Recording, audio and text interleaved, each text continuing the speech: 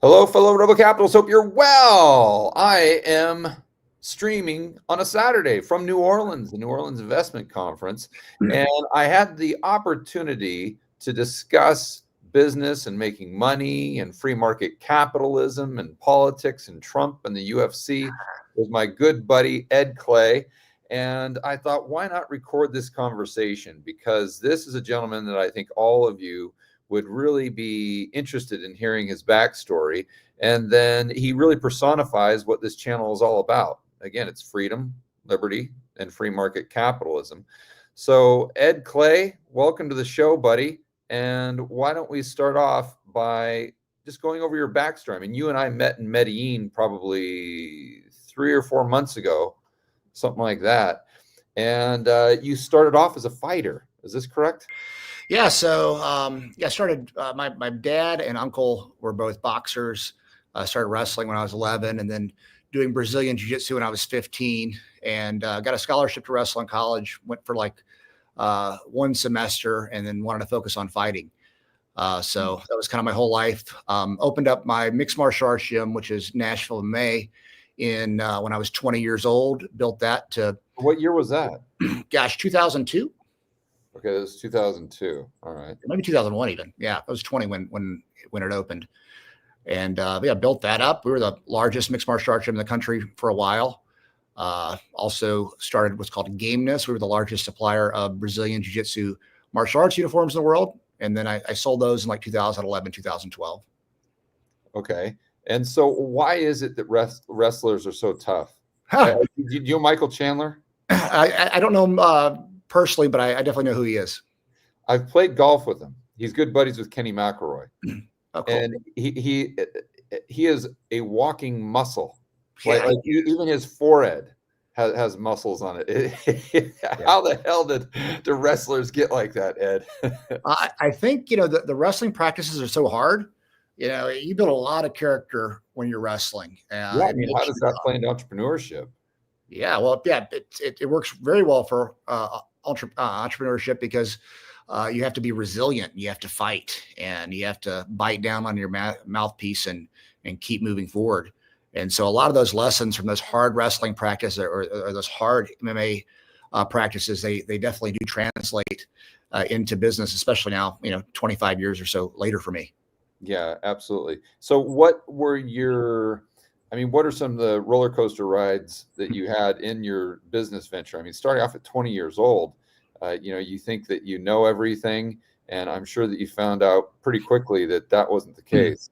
Yeah. So, when I was 20, like 7 months before I opened my MMA gym, I got arrested, and I was facing like some major prison time, like 15 years in prison. I ended up getting an 8-year sentence. And, so my attorney told me, he's like, you can do one of two things with your life. You can stay focused and, on something positive, or you could let this ruin your life.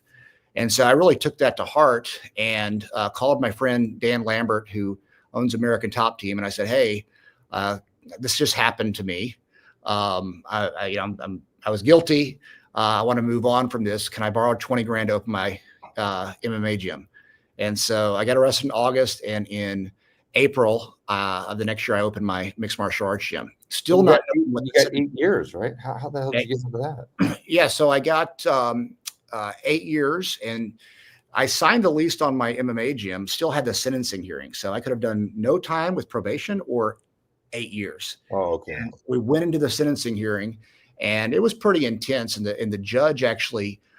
There was a recess, and the DA came with an offer for 3 years. But our plan was to always appeal whatever they did to the appellate court and the Supreme Court to give us time to build the gym and the clothing line. And so on the recess, they offered me 3 years, but I would have had to go in that day. And so we turned that down, went back in.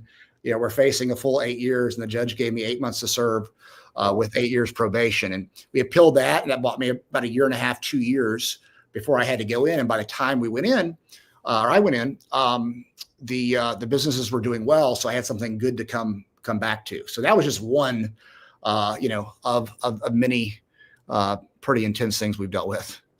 Man, so how are you building a business knowing that that you've got that weight on your shoulders? I mean, building a business is tough enough.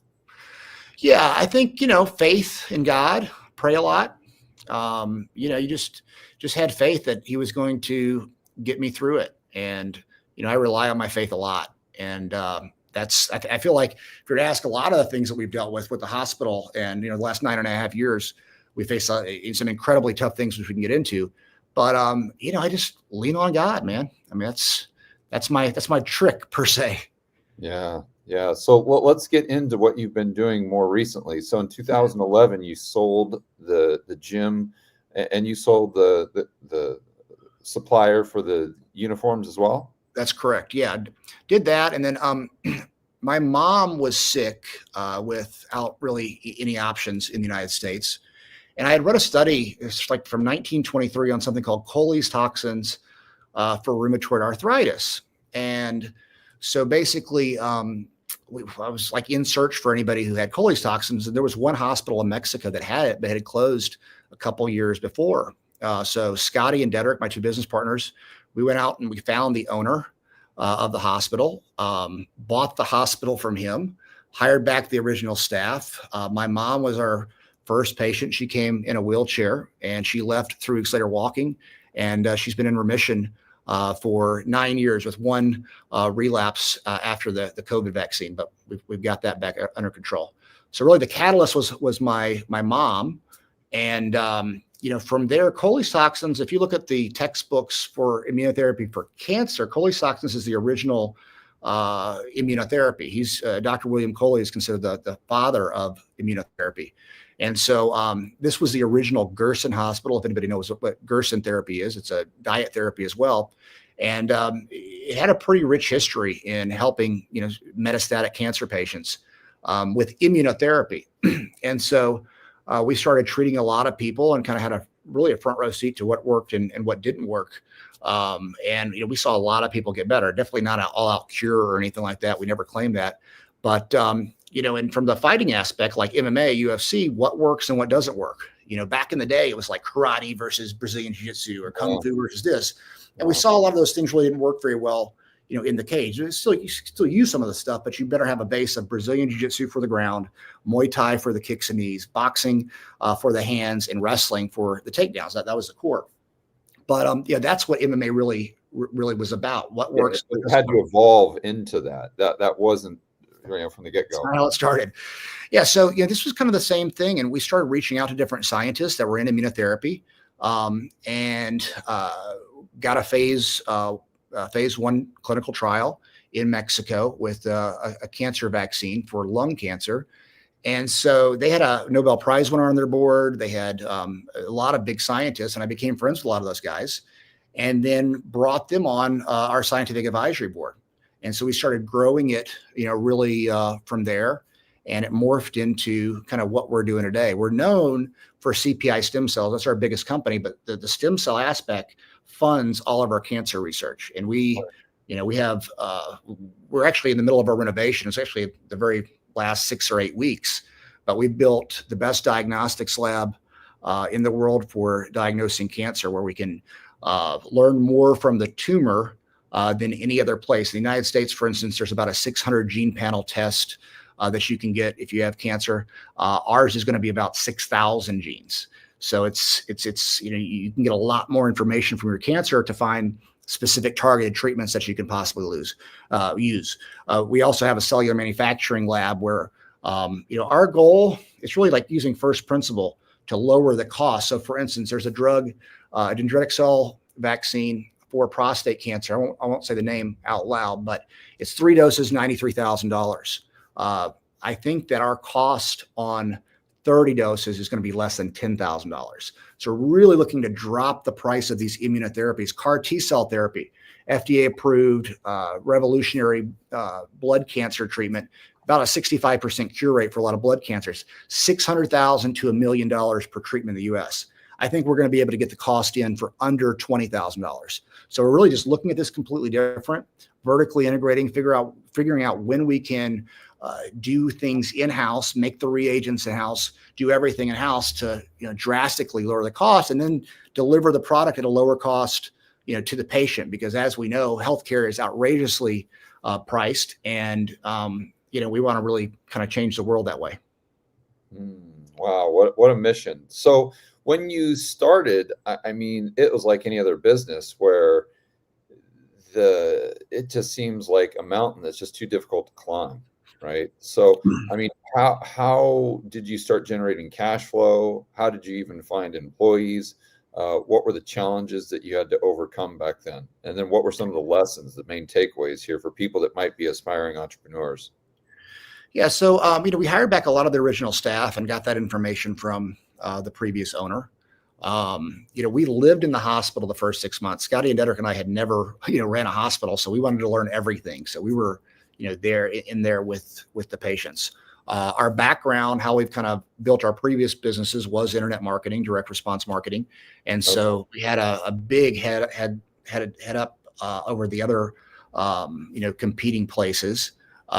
We focused on, we always say patients before profits. So we always focus on the patient. And, we've been close to bankruptcy multiple times over the last 9.5 years. And we would still give away free treatments. We probably gave away about $1 million a year for free, but it was always patient focused. And you're praying, God, if we do this, just please take care of us. And, I really don't think there was a time up until COVID. COVID was a little shaky, but that I ever thought we were going to fail, even though it looked like on paper we were absolutely going to fail. So just, really kept a strong faith and worked harder than anybody. I mean, I'm talking about 7 days a week, sometimes 12 to 15 hours a day, 365 days a year for the first couple of years. And, our thing was, imagine this, you have 3 business partners that are living together in Mexico. You wake up drinking coffee, talking about business. You go work your ass off during the day. You go home, talk about business at dinner, go to bed, and repeat. And so we had these 3 brains, individually, let's say we're not each the smartest people in the world, but you combine our 3 brains and our work ethic, and, we're going to be a force to reckon with. Yeah, Ed, they always say successful people are willing to do the things that unsuccessful people are not willing to do. Yeah. I think you guys personify that, right? With the whole 16-hour days and probably living out a cot in some sort of hospital. Very few people would be willing to do that without some guarantee of success. And not only did you not have a guarantee of success, you had probably a 1% probability of actually making it work. And you probably had your life savings after selling the gym on the line there. Yeah, we did. And actually, so Scotty, mortgaged his house when we first started. That was our last piece of money. And yeah, I mean, we grinded it out. It was really, looking back, it was really, really hard. Yeah. Actually, I think our mutual friend, Steve Cha, gave us, we were like first starting, and I think he gave us $15,000 that helped our first payroll. That was all the money we got. Everybody thought we were crazy. And I was like, why do they think we're crazy? This makes total sense. I'd be like, there's no way I'm investing in that. But Steve Cha did. Shout out to Steve. But yeah, it was difficult, and we put it all in. We basically burned the bridge behind us, and we had nowhere else to go. And we're like, we're doing this, and it's turned out, incredibly. We have a great company now. Yeah. I think another lesson for investors here is to understand the difference in the mindset required to be a successful business person or a successful entrepreneur and a successful investor. Because what Ed is talking about right now is the opposite of what you would want to do as an investor. It is the complete opposite. Being a successful investor is all about risk management. Where being a successful entrepreneur is all about taking risk. It's calculated risk. Yeah. It's calculated risk, but it's all about taking risk. Josh, while we're talking, can you go ahead and pull up Ed's website now? And then let me know when you got it. Let's do a screen share and pull it up, because I'd like to show the audience, we're telling the story, kind of Ed's origin story, but I'd like to show the website now and have Ed kind of walk us through where we are today, because you're no longer struggling. Now the hospital's doing extremely well, and I think you are the official stem cell hospital for the UFC. Is that correct? Yes, we're the official stem cell provider for the UFC. We treat professional athletes from the NFL, NBA, Major League Baseball, all around. And of course, we treat non-professional athletes too. But we're kind of the place to go. We have the most advanced cell. We have we are the largest manufacturer of mesenchymal stem cells in the world, and we have the most capable lab, so we can do a lot of really cool things. So let's step back to the business side of it. How did that deal come to fruition? Because you're doing, obviously, from the beginning, you're not calling Dana White, but you had those connections, being a fighter, I'm assuming. So Yes. at what point did you and your partners say, hey, what would be great for branding or for marketing, or to build our business? Let's try to get the UFC on board. And, how does that deal play out? Yeah, so there's probably like a 6-month vetting process. Even though we knew a lot of people there, they still had to look into everything in great detail. And had you worked with quite a few fighters prior to going to them? Yes, absolutely. We had a lot of fighters. Joe Rogan's been a friend for probably 25 years, and Okay. Joe talks about us on the podcast a lot. And it was kind of a natural progression. It was kind of came full circle with our previous career with the UFC. So Scott mentioned it to me. He's like, hey, what do you think about, if we become a sponsor of the UFC? And it's like, yeah, that'd be really, really cool. And so, it took about 6 months to get the deal put together. And it's worked out really good. I mean, we're when there's UFCs where we have 2 commercials per show. We have a certain amount of shows per year that we get on the canvas or on the top part of the cage. Yeah. And there's a lot of other things that go along with it, and there's a lot of credibility with it too. To go through that vetting process with a 10-15 billion dollar company, it's pretty intense. And if you make it through there, you have to be legit, pretty much. Yeah, that's for sure. And man, it's a perfect fit for your business too, isn't it? Yeah, it really is. Target audience right there. Yeah, it absolutely is. Yeah. So what funny stories do you have about some of the fighters that you've worked with? Yeah. Gosh, You don't have to mention any names, but I'm sure some of them are real characters. Oh yeah. I mean, there's, just I go back and look at some of the crazy stuff we would do in training. Just some of the most intense, humans in the world. And when you separate, like when I got out of fighting, I thought that was life. Like that was normal. Yeah. Because my whole adult life up until 30, I was all into fighting. And so really, like looking back, that's one of the funniest things to me is like, gosh, that wasn't normal at all. You're crazy. Yeah. So, there's a lot of wild, guys in that sport. You've got to be a little, I'm not saying crazy, but you've got to be willing to take a lot of risks to go into a cage and fight somebody. And, there's an old, I don't know if there's some I just can't tell, but the one I'll tell you on the side. No offense to everybody listening. Can you go into the internet marketing a little bit more that you learned from your prior business and how you implemented that in your current business? Yes. So my Brazilian Jiu-Jitsu instructor is a guy named Lloyd Irvin, and Lloyd is one of the best direct response internet marketers that I've ever met. Mm-hmm. And he would always tell me you've got to do a pop-up on your website. And you got to read these books. And he was in a couple masterminds with Dan Kennedy. Okay. And so, I finally did the pop-up, and I went from 58 students to 400 students in 12 months. And that's really was the spark. So it's interesting because that shows you that just one little thing can make a giant difference in your business. Yeah. The pop-up had a free, basically like a 3 or 4 moves for free, instructional. Yeah. And then I started studying direct response marketing, and I went to a couple of the masterminds with Lloyd, and I just learned copywriting and those type of things, under him, and then started an SEO company in between there. And back then you could do, we probably had on the first 3 pages of Google, I think we were number 1 through 30. You could do that then. Yeah, right. It doesn't exactly work that way. But, you just learn the importance of building a list. That's another big one. We have a really big list for CPI. I bet you probably 150,000 on our list, and, sending out quality emails, quality information to the customers. And automation within, we were using, I believe, Infusionsoft. Now it's Go High Level, but the automation that comes in with that and really understanding the systems. Lloyd was a big systems guy, and Scotty programs, so that's very helpful. So when we built out the hospital, I mean, he had programmed the entire, at the time, Infusionsoft, and the automation in that was like having 50 other employees that could send the email at the right time or send the text at the right time, or this guy didn't answer, send him something else. And it was really focused on that. And, we built that since. The other thing that was helpful, with my MMA gym, we had a sales process. So sit down one-on-one sales.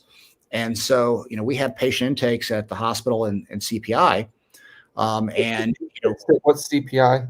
Just say that's the Performance Institute, and the hospital is Translational and Advanced Medical Center. There's two separate companies.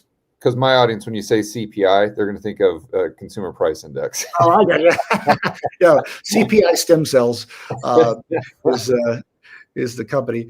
But so really using a lot of the processes that we would use at the gym from a sales aspect, and taking those lessons and doing those into a patient intake aspect. And I don't look at what we do as sales, though. I look at it as enrollment and making people making sure we have shared values. Like if someone were to listen to my podcast, for instance, if someone were woke, they wouldn't want to come to CPI. To me, that's good. We don't want the wokies, and it's like by design. So we have a great group of people every week. Just because, if someone was on the left, that's not a problem. But I'm saying that the specific type, we try to actually make sure that they, we don't really necessarily want those type of patients because they cause the most problems, those type of things. We want people that want to take personal responsibility for their health, not be a victim to their circumstances, align on specific values, and grow together. Because everybody that comes down,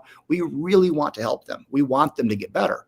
But, we have to be operating on the same playing field many times to do that, because it's easy for people to get off track and become victims to specific. We'll say it takes 3 months to get better. Well, month or week 6, if they're constantly upset about something like that, that doesn't align with success per se.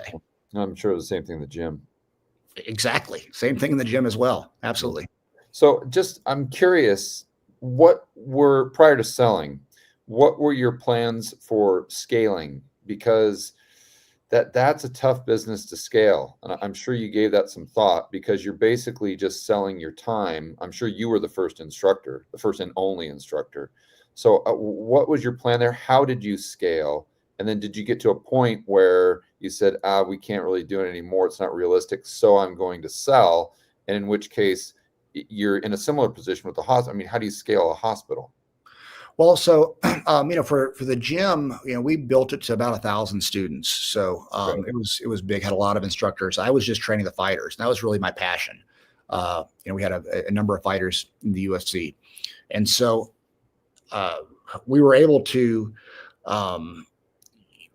really get a lot out of training very, very good instructors in how to deal with the students, how to teach the students, and how to get the most out of all the situations. So you systematize things. We definitely, everything was a system, everything. For the clothing line, Gameness, we were, the largest manufacturer of Brazilian Jiu-Jitsu uniforms in the world. And so that was an interesting one, because I had my online marketing for my gym, and I thought, well, this could be very useful to other instructors all across the country. And so we had a Gameness affiliate program where I would give them basically my course if they would become Gameness affiliates and have a specific minimum that they would hit every year. And so Gameness grew, within 3 months when we started doing that. It's like that one thing in your business that took off. And so, that was a lot bigger company than the gym. And so that ended up gross revenue. Yes, and that ended up selling to Century. The people that bought it from me ended up selling it to Century. So I don't know how big of a company that is now, but it's Century's probably a $500 million company or so. So that did pretty good for the hospital, though.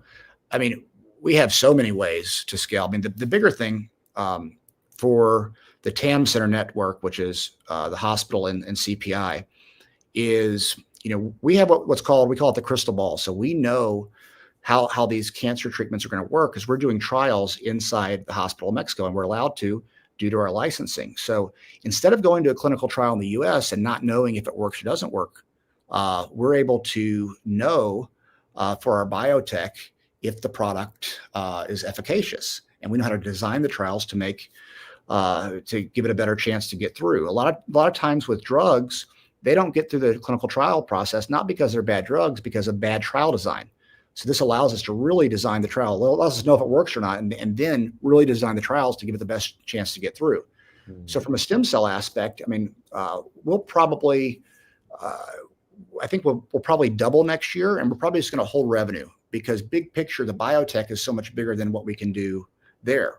We're also designing lab tests for cancer and other things that we can use. We're getting what's called CAP accreditation, which is the highest level you can for a lab.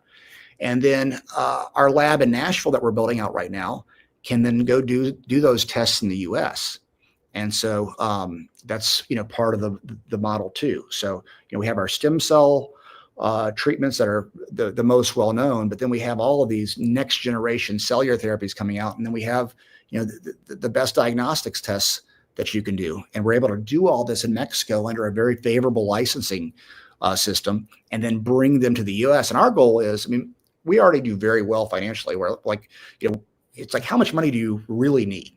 And our idea is, how do we lower the price? We're not trying to just make money. We're trying to shake up the entire system by figuring out how to do these treatments at a fraction of what it costs right now in the United States. And just like that DC vaccine I was telling you about, it's like, under 10,000 for 30 doses when it costs 93,000 for 10 doses or for 3 doses in America right now. So and you can do that in Mexico, Ed, just because there's fewer regulations. It's just more of a free market. That's right. Yeah. So we have a cellular manufacturing license that allows us to do any cellular treatment. So basically, they're already approved in Mexico.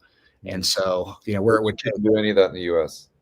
No, it would take 7 to 10 years to get one cellular treatment into a clinical trial with the FDA in the US. Yeah. See, guys, this is why I always harp on the fact that we don't really have a debt problem in the United States, because unfortunately for us, there's all these banks in the Eurodollar system that are willing to buy our treasuries to pocket the spread. What we really have in the United States is a spending problem. And what I mean by that is the government just gets bigger and bigger and bigger and bigger and more intrusive to get to the point where your 50% of GDP is government spending.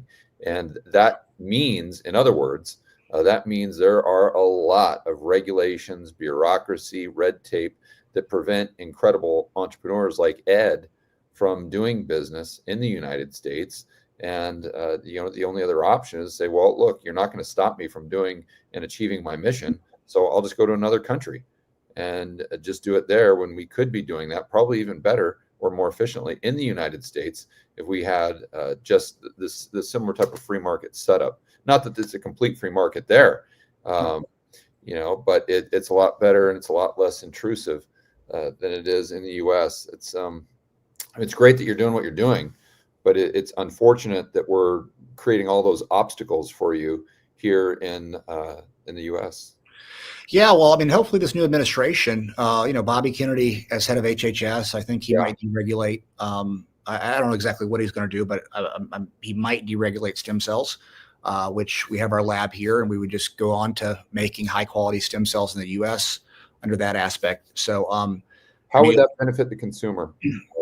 Well, so it would give them access in America where they wouldn't have to go to Mexico for these treatments. I don't think that there's going to be any doctor in the United States that's actually going to go into the disc. That's a trained procedure. We've done more than anybody, probably 5,000 or so a year. But I don't expect that to come, but I think, you'll probably see joint injections, maybe some IV stem cell injections. My concern, quite honestly, with the deregulation though, is, getting some bozos that are saying they have a stem cell product that isn't what they say because it's not being tested. And it's also, we have a very strict screening process. So, it's I think patients do need to be highly screened to do this, and take it serious like a medical procedure. Yeah. And we do that. I mean, we turn away, I'd say, every day, actually, we turn away patients just because they're not a good fit for the treatment medically.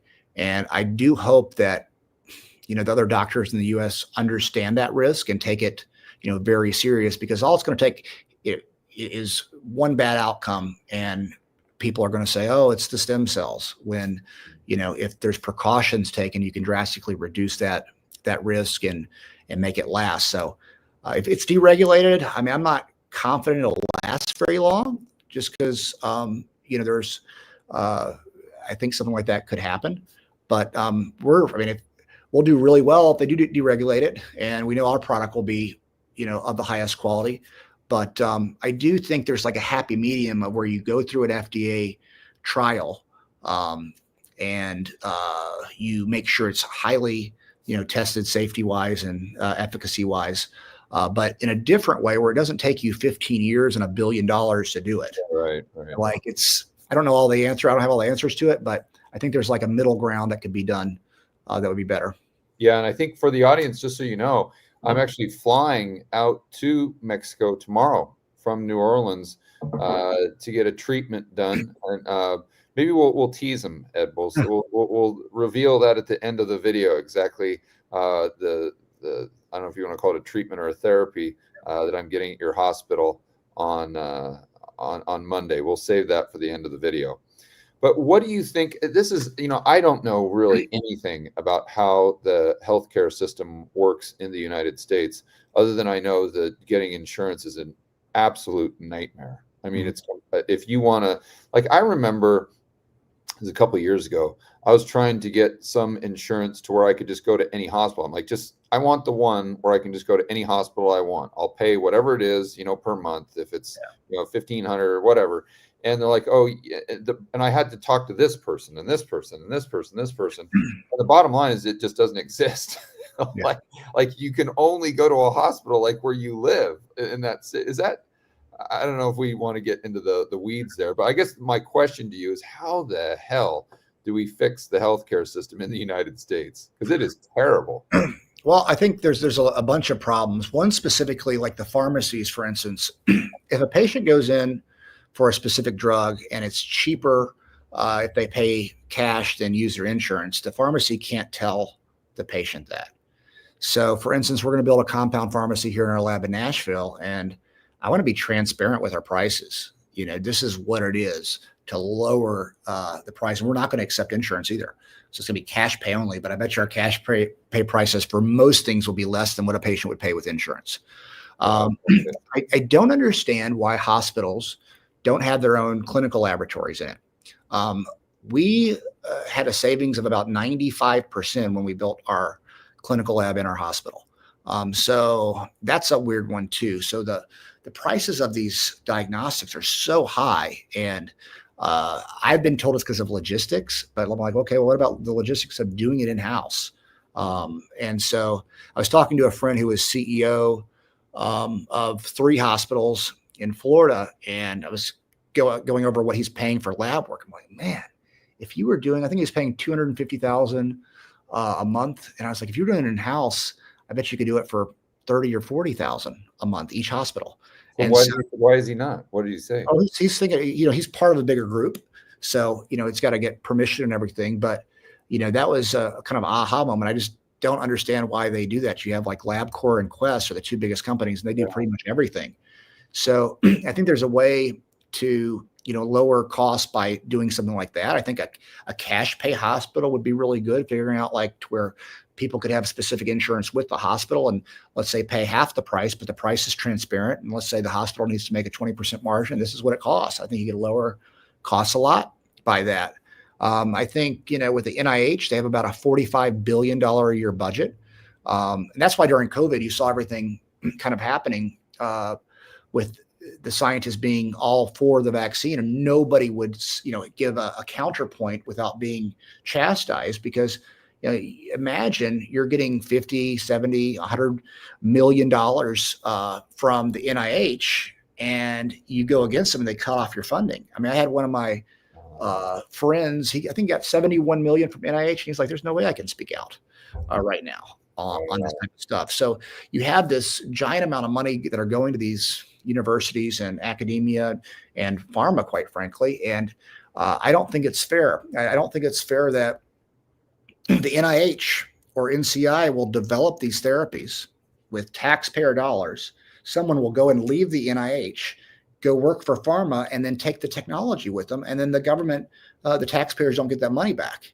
Mm-hmm. So I would really look at cleaning up the NIH and that budget. And, you know, if they're going to use technologies that the NIH developed, I think the taxpayer should get the money back. I think license that to the pharmaceutical companies. They shouldn't just give it to them. Exactly. They do licensing deals, like for instance, Moderna, the mRNA vaccine that was developed at NIH. NIH got paid about $400 million for that one, which was an interesting one. But you know, they made a lot more than $400 million on that. But that's a good example of a taxpayer developed technology that pharma made a ton of money on.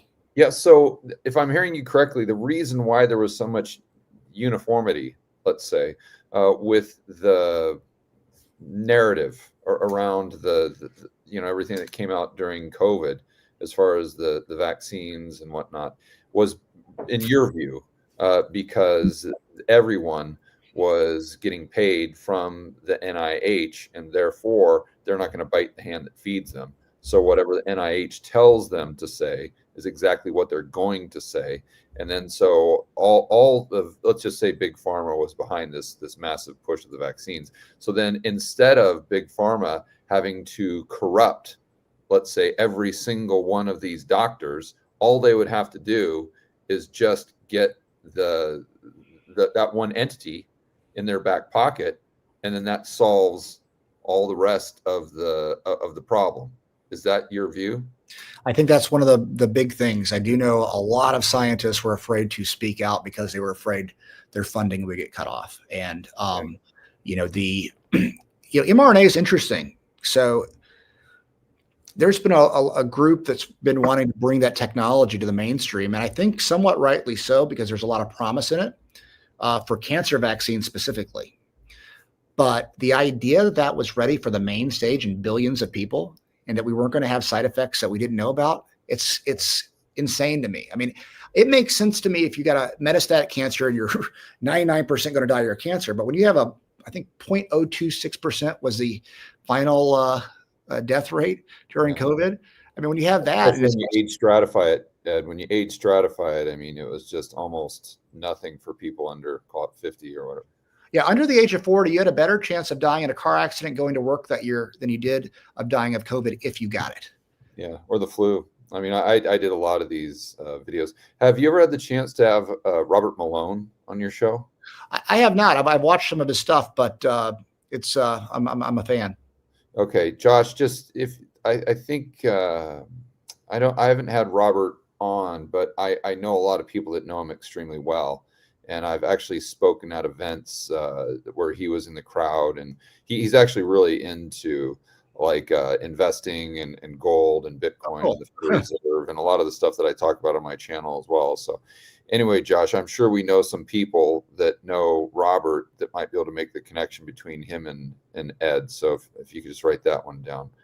Okay, yeah, that's really cool, Ed, because I know a lot of myself included, we just looked around and none of it made sense back in 2020 as to why you just had literally 99.9% of the people all saying the exact same thing.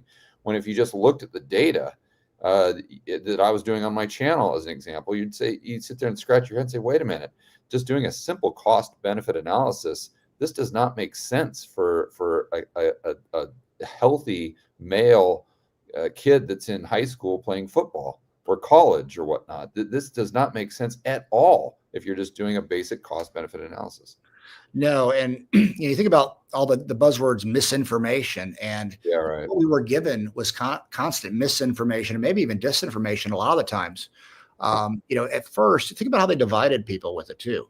If you didn't get the vaccine, you just want people to die. At first, they told you if you get the vaccine, you can't get COVID. Then they said if you get the vaccine, you can't spread COVID. Then they said if you get the vaccine, you can't die from COVID. It was lie after lie after lie.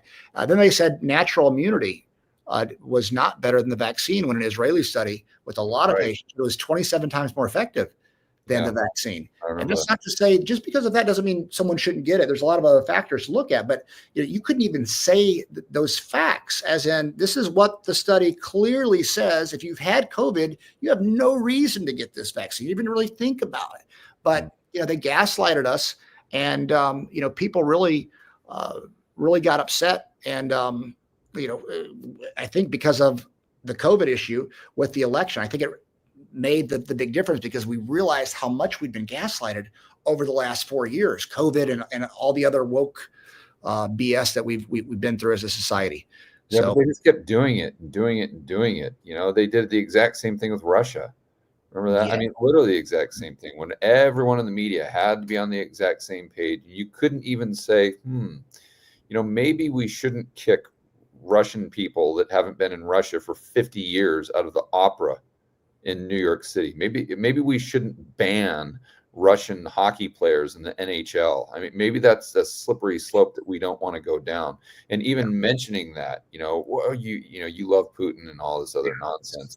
And then of course, with the Nord Stream pipeline, that's the one I really love, where they blame that on Russia. Of course, Russia's like, why would we blow up our own pipeline? And then if you say that, of course, you're Hitler or whatever the buzzword of the day is. And then it comes out a year later that, oh, yeah, by the way, Russia didn't do that. I say on my channel all the time that today's truth is yesterday's misinformation. That's right. That's the idea that they gaslighted all of us for so long, and, just think that people are too dumb to figure it out. It's pretty obvious right now. Misinformation is anything that the government or mainstream media says is misinformation. That's what it is. They just say it because they say it. Oh, that's got to be the thing. But I think people aren't buying it anymore. We saw it with the Trump election. I mean, I was right. I didn't think Trump was going to win. And I mean, we saw it though. I mean, America's like coming back strong. We got Trump, we got Musk, we've got Vivek, we've got Tulsi, we've got RFK.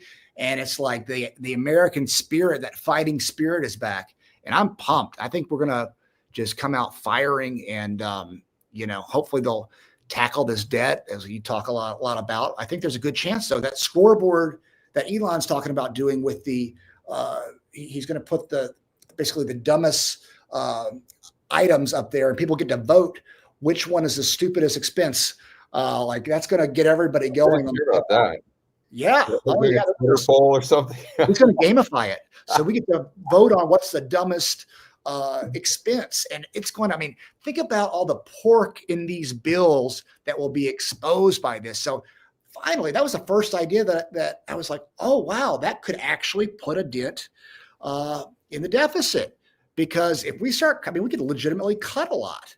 And so I'm hopeful, man. I know that, right now, where society is, there's never been an easier time to be successful, because you have so many weak men out there, so many guys that are going to be victims to their circumstances. So if you're a man and you're ready to fight, you're ready to get to work harder than everybody else, like we have a huge opportunity. Women too, by the way, I must say, but if you're a person that is willing to grind it out and not listen to this woke BS that we're marginalized or oppressed or all these things that mess with people's minds. Think about what happened to these lower income communities. If they actually believe that they're oppressed or marginalized, they believe that those kids aren't going to have a chance. We are what we think. And so they're brainwashing to people into thinking that there's no way they can be successful, when we've overcome all the odds, man. That's what we do. We overcome the odds because we're willing to work harder than everybody else. And so I'm just hoping we have a chance to really change the mindset, because that's really the only hope we have, is that we can change the mindset of people to get them to actually believe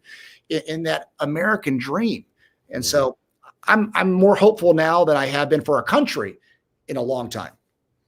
Yeah, it's very funny you say that, Ed, because obviously at the beginning of this conversation, I was talking about how I'm in New Orleans, and I just gave a presentation about a half hour before we went live. I was up on stage here, And part of my presentation included pretty much exactly what you're talking about. In fact, I named my presentation why I'm bullish on the United States. And now it's not to say that I don't think the yield curve matters anymore because of Trump or any of these things that my audience knows about.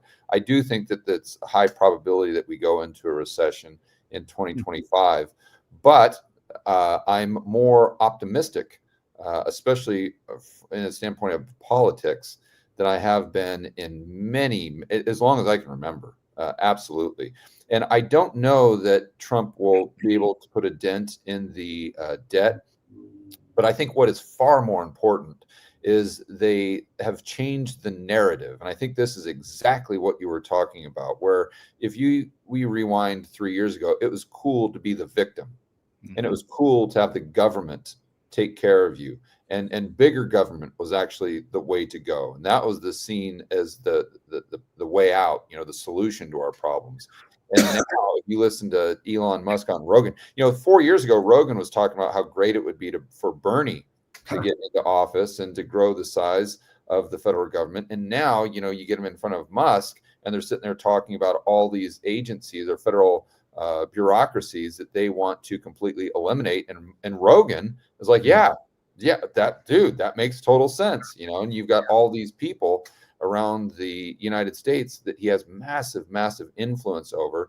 And you go from Colin Kaepernick or whatever his name was, taking a knee at the anthem, to now all of a sudden every single guy in the NFL is doing the Trump dance. And you got John Jones doing that at UFC the other night. So I think that, and what I compared it to, Ed, I don't know if you know this, but did you ever read The Road to Serfdom? No. Hayek? Okay, so Hayek wrote this book back during the time of World War II.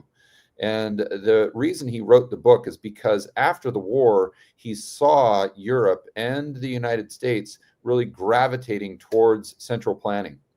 Because the attitude was, hey, if central planning allowed us to do so well in World War II and to win the war, then why shouldn't we have a centrally planned economy? Right? It just makes sense. Mm-hmm. And so you had this narrative in the United States and a very strong narrative in Europe, and Hayek wanted to push back against that. And so that's why he wrote The Road to Serfdom. And so I think he was able somewhat to contribute to changing that narrative to where we are on this path towards more central planning, and we got off and went a completely separate direction. So my point there is that it's definitely possible. It's not easy. It's not easy, but it's possible. And then another thing that I used in my presentation was Reagan. I took a little clip from a speech that he gave when he left office in 1989. And I think I had it on my phone here. Oh, yeah, here you go. Just this one paragraph. He said, but back in the 1960s, when I began, it seemed to me that we had begun reversing the order of things, that through more and more rules and regulation and confiscatory taxes, the government was taking more of our money, more of our options, and more of our freedom. I went into politics in part to put up my hand and say, stop. I was a citizen politician. I think we have stopped a lot of what needed to be stopped, and I hope we have once again reminded people that man is not free unless government is limited. There's a clear cause and effect here that is neat and predictable as a law of physics. As government expands, liberty contracts. And I think I'm quite a bit older than you are, but I do vaguely remember that whole movement in the late 1970s with Margaret Thatcher, Ronald Reagan, and Milton Friedman. And it is true that Ronald Reagan increased the size of government spending, but he did change the narrative. He absolutely did, to where entrepreneurship and capitalism once again was cool, and it was something to aspire to be successful, and instead of aspiring to be a victim. And hopefully Trump and Vivek and Musk and Rogan and people like yourself can take the overall attitude within society back to where it was in the beginning of the 1980s. Yeah, I mean, I am extremely hopeful, and the The quickest way to failure is to be a victim to your circumstance. I mean, that's it. If you want to be a failure, be a victim to your circumstance. But when you choose to be personally responsible and you choose to say, no, I'm going to take a stand and do the right thing, and I'm going to fight, and I'm not going to give up, and I'm not going to blame anybody else. This is on me. This is on my shoulders, and I'm going to carry it through. When you use that American spirit, you can do anything. And so I'm hopeful that so many people are going to be inspired over the next year that it's going to just make up for all the BS. I know it sounds like a big dream, but we have not had this opportunity before. This is a huge opportunity for our country. It's not like Trump's first term. I mean, this is the second term after 4 years out. He's got a team of very capable people. He knows all the BS that he went through the first time. He knows who not to put into certain places. And they're going to understand the pitfalls. And I really believe that we have an opportunity right now to really change our country. Because imagine this, the more people that start loving capitalism and loving America, they're proud to be Americans, not embarrassed. I mean, the more people get proud, the sky is the limit for what we can do. So I'm excited and hopeful, and I think we have a good chance. Yeah, that's it. It's really just a shift in mindset. I don't think it solves all of our problems by any stretch of the imagination, but it's definitely a good. You've got to acknowledge that it's definitely a good thing. Absolutely. Right? To have that hope and that those aspirational dreams again, instead of just the young people being taught to just play the victim card. It reminds me of a interview I saw with Thomas Sowell, where he was talking about when he was in college, and one of the African American professors that he had, and so Thomas Sowell's 95 or something now, so this would have been way back in the who knows the 1940s or 50s or something like that. So back then, obviously, discrimination in the United States was a big deal, and now, obviously not so much. But back then, it was legit. And his professor told Thomas Sowell, he said, "When you leave," he said, "you are extremely capable young man." He goes, "Never, ever, ever play the victim card. Never, ever feel sorry for yourself."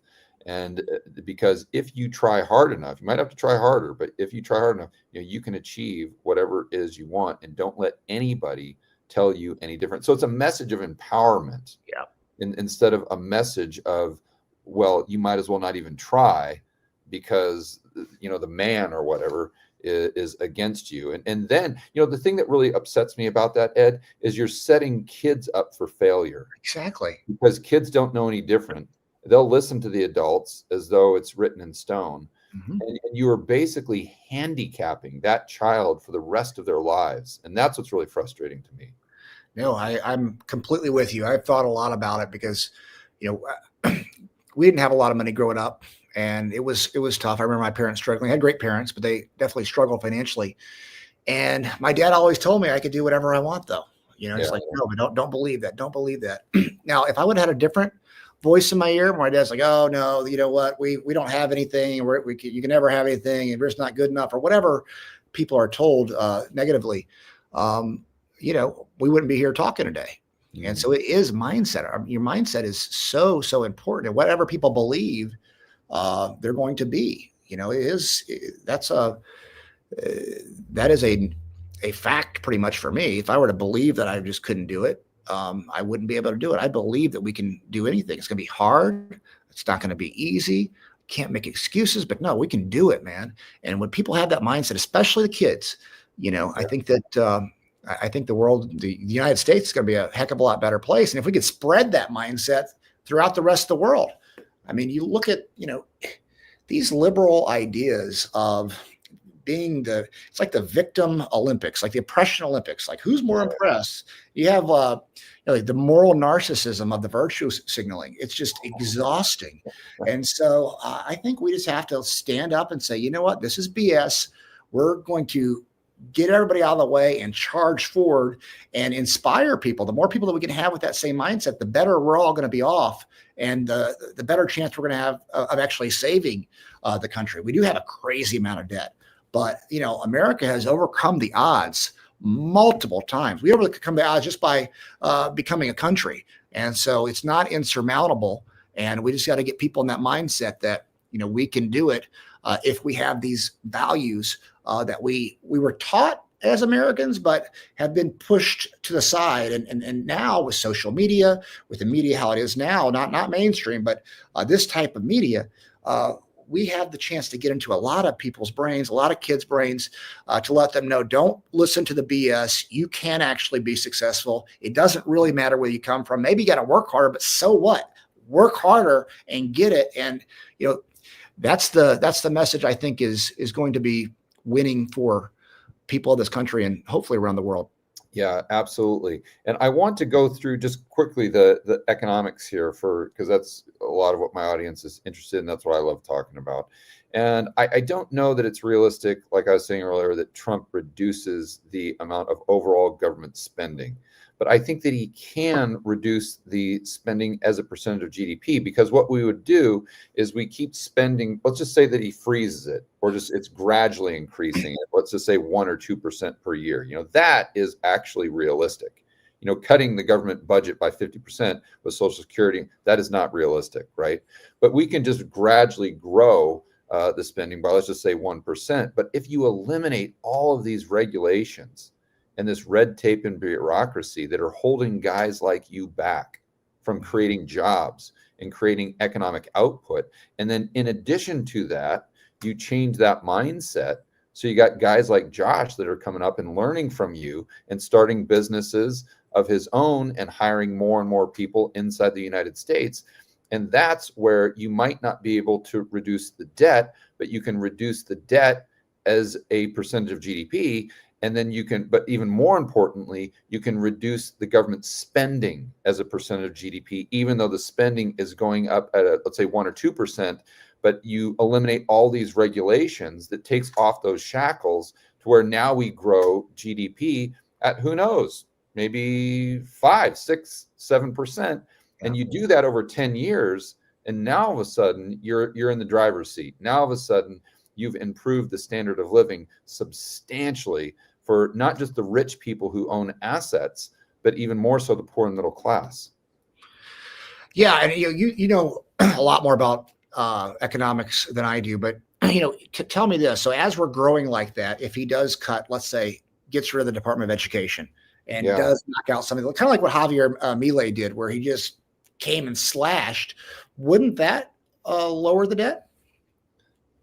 Well, yeah, but he's going to be spending that money elsewhere. He's going to be spending it on defense. He's going to be spending it on sending people to space. I mean, he wants to do all these things that I probably myself I would not do.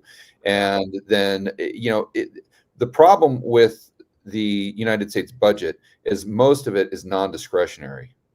And most of it goes to Medicaid, is it Medicare? Social Security. So even if he's able to cut out, let's just say 10% of the government, as far as overall spending, believe it or not, that doesn't really move the needle too much. And if it did, the problem there that we'd have, Ed, is that would dramatically decrease GDP, because those are jobs and people spending that money, that's aggregate demand. So you'd see that dip. And I think that if we saw that dip, Trump doesn't really understand this stuff to a great degree. I think that he would want to come in and do something to boost GDP, to get it back to positive, and therefore increase government spending, like a Keynesian approach to it. So I think that our best hope here, which I think is way above a zero probability based on what I'm hearing from Musk and Vivek and whatnot, is that we reduce the regulations that allow the GDP side of the equation to grow a lot faster than the government spending. And I don't know that the debt is a huge problem, because we're going to have foreigners that want to buy that due to stuff that we don't need to go down that rabbit hole.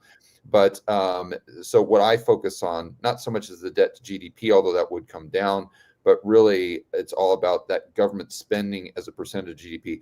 Ed, I just did this in my presentation. Remember back in the 1880s, we always hear about how that we just had the booming economy. We had consumer price deflation, believe it or not, the good type of deflation, which means people's purchasing power is actually increasing.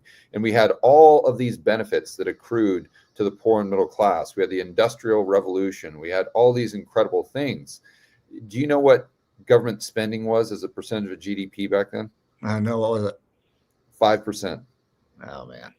Today it's 50. Yeah, that's a problem. So if we can get my point is, if we can get GDP up compounding to a point where even though government spending doesn't decrease too much, in 10 years, we might be able to get that down to, let's say, even 30 or 35%. And if we could do that, just think about how many benefits we'll have for society at large. Not even going back down to 5, but just going to 50 to 35. Yeah, that makes sense. Didn't most of it happen when Nixon said we're all Keynes now, like what's 1971 or something like that? Is that what now? I don't know if he said that, or I think he did. I thought I heard that. I thought I heard Ron Paul say it. Yeah, I mean, our debt to GDP going into the 1960s was probably 70%. At the end of the 70s, it's about 30 because of inflation, and then it's gone from 30 to where it is now at 120. But again, the real problem there, in my view, isn't necessarily the debt to GDP.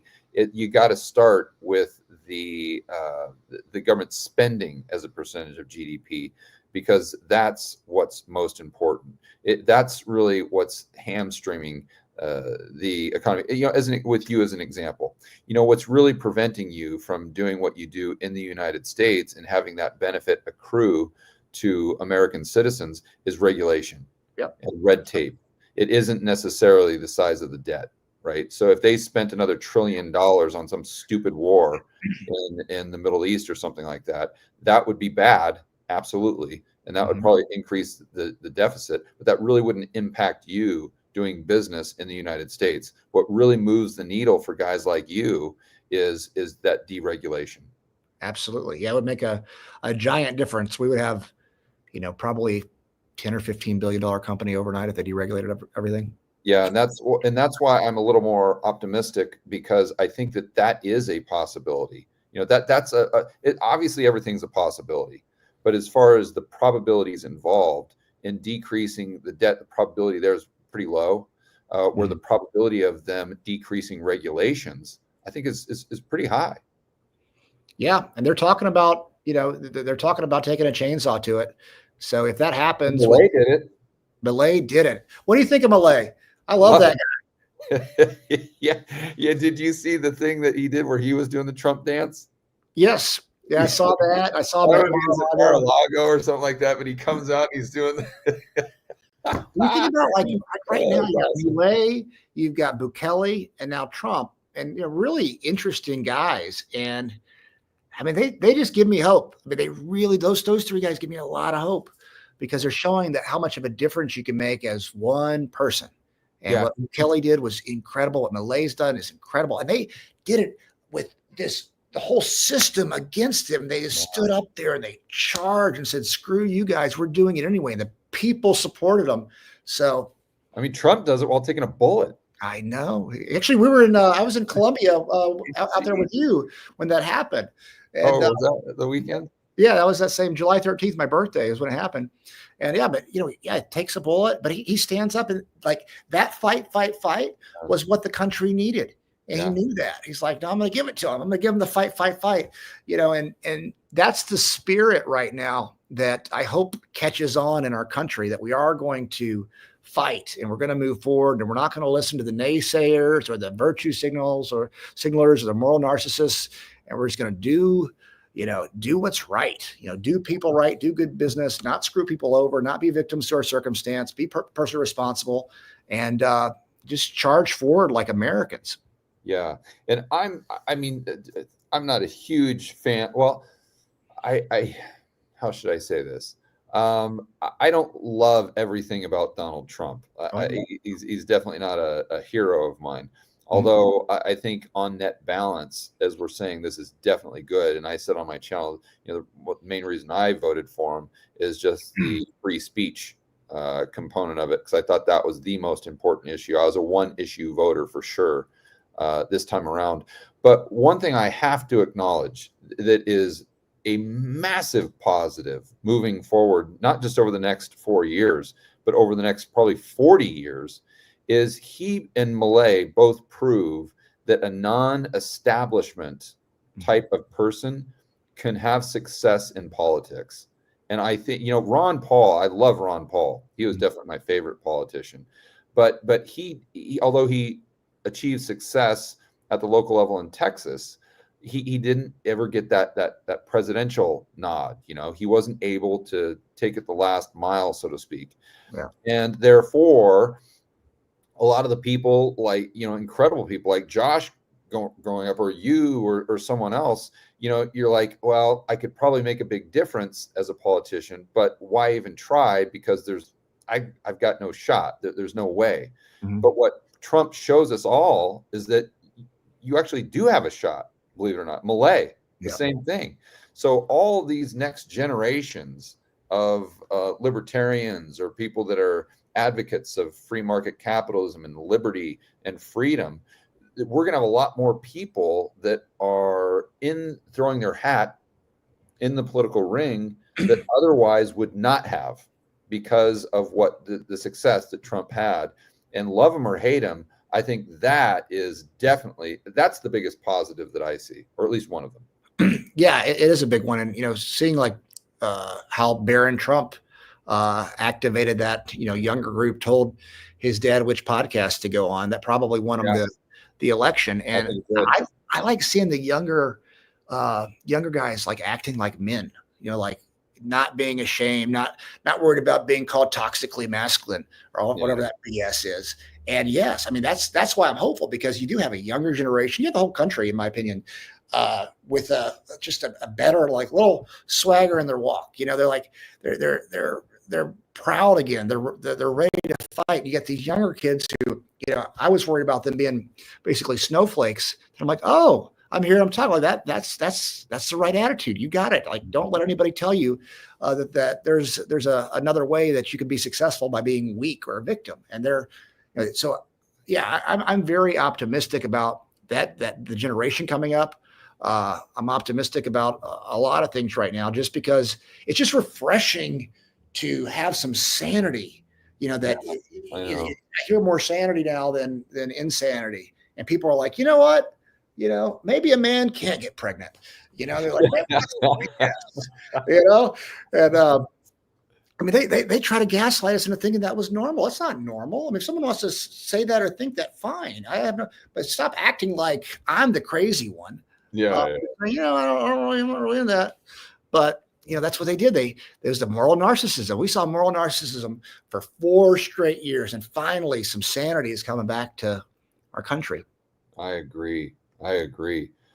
Well, tell us about more about. I guess I can tell people we've gone an hour and 10 minutes or so here. So what I'm doing, and a lot of the longtime viewers know this, that I've had issues with my shoulder and my neck for probably a year and a half ago. I got in a very serious accident wakeboarding and just tore up my shoulder. And I've been doing physical therapy just nonstop in Colombia, but it's not really, it really helped out. Like, it did the first 95% for sure, but that last 5% has just really been a struggle. And it's to the point now where I still have a lot of pain, and it's difficult to sleep.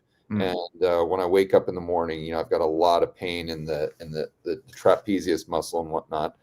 And so the bottom line is that's what I'm going to Mexico to Ed's hospital for on a Sunday, and starting the procedures on Monday.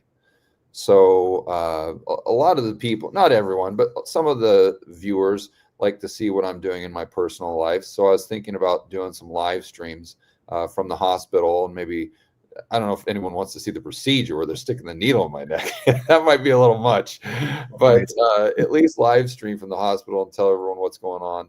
And then we'll do some live streams about the normal stuff, the macro and the free market capitalism. So I'm really looking forward to it. And then I'll be able to share with the audience, my entire experience and the journey back to getting 100% healthy again. Yeah. And so if I remember correctly, you have a disc issue as well, right? Yeah, I've got a herniated disc in the left side of my neck. And that was, I had that before the water skiing accident. Mm-hmm. And then I did the water skiing accident, which they said based on the MRI that it didn't exacerbate the problem of the herniated disc, fortunately. Yeah. But they're both still there and definitely still an issue that I ideally I'd like to get resolved. So we'll give it the old college try. Yeah, I mean, we'll give it the old Trump try. That's right. That's right. No, I mean, we're about to publish a paper, and it's about 80% of the patients that have herniated discs get better. So, the odds are really in your favor on that one. The shoulder, we've just got to really pinpoint where the issue is. And then, as long as it's not like complete tear to where it's not attached at all, we do very, very good. I mean, my buddy Eddie Bravo came in for his labrum, and it was a Hail Mary. 6 months later, he's on the mat completely healed. Then he tore his other shoulder. Same thing. 6 months later after the injection, he's completely healed. You'll be doing a lot better after 3 months. But I'm saying he's out there training really hard and stuff like that too. So I mean the odds will be in your favor as long as it's not a complete tear. And they'll give you very specific instructions when to start back your PT because a lot of people when they go get stem cell injections. The stem cells are different in the United States and a lot of other places. And ours, causes inflammation, is signaling the immune system to go in there and heal. So, you have to take the time off to allow that to happen. The tissue is not just going to grow back overnight. It takes time. And so the doctors will tell you when to do the physical therapy and to get it to grow back kind of at the right rate and those type of things. And when you do your 6-month follow-up, some weeks. Right now we have 25 returns every week come in. That just started 3 weeks ago, but a lot of the meetings before that we had 15 returning patients come in, and a lot of weeks it was 15 out of 50. Not every week, but there was I was always shocking because coming from a cancer, cancer is a lot more difficult. You don't have all of those great results, but we see them every single week at CPI. So I'm optimistic for you.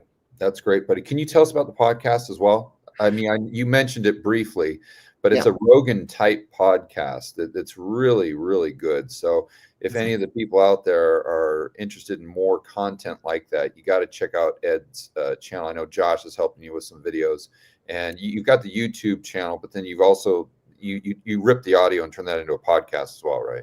Yes. Well, we have, the YouTube channel. It's on Spotify as well, Apple. But it's the Ed Clay Show. Yeah, it's a long form podcast. Lots of different guests from business people to musicians to scientists and those type of things. And we just go until we're done talking. And it's normally a couple hours long, and we dive into everything. It's like nothing's really off limits. And you'll see people with differing views, but my style isn't to be like, oh, you're bad or you're stupid. It's like to find common ground and to realize that we have more in common than we have against each other. And I try to do that on the podcast. Yeah. And Josh, we got to get Robert Malone on there. And another guy that would be fun for you is Josh. Who did we have at the Mastermind meetup? Really great guy, McCullough. That's right. Yeah. He'd be great. Yeah. Yes. So, anyway, all right, buddy. I've taken up way too much of your time. You're good, bro. I'm happy to talk to you. It's been a while. Yeah, that was awesome. And for the people who want to find out more about the hospital, what's the web address for that? Yes, cpistemcells.com and thetamcenter.com as well. That one's not technically public, but you can at least see what we're about to do for 2025. Okay. And on that note, guys, enjoy the rest of your evening, your weekend. As always, make sure that you're standing up for freedom, liberty, free market capitalism. See you in the next video. Thanks, George.